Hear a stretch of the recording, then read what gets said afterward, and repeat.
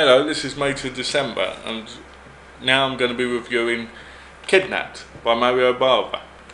This film was made in 1974 but also put on the shelf until 2001, where Mario Bava's son, if I can get it right, Lamberto Bava, and Apple basically financed it to get it put out.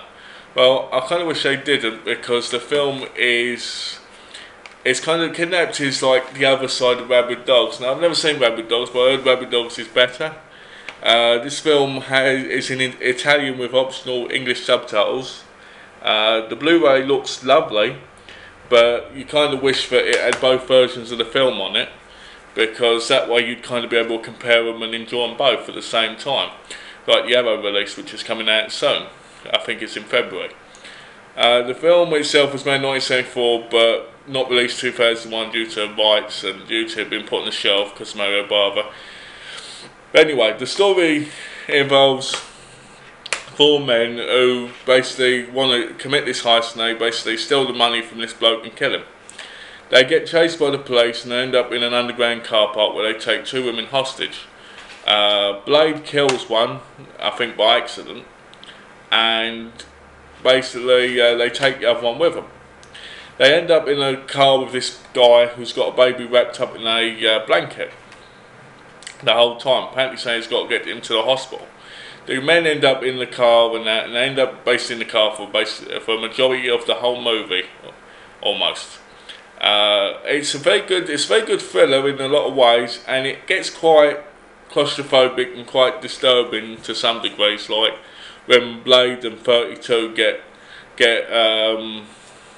frisky with the woman in a very kind of dirty, kind of rapist kind of way, like when they force her to do a wee in front of them, and that the older guy of the group seems to be more psychotic but more quiet and more in control, as the other two end up being just like, it's like when you have friends who don't know when to shut up, basically. That's what they're like.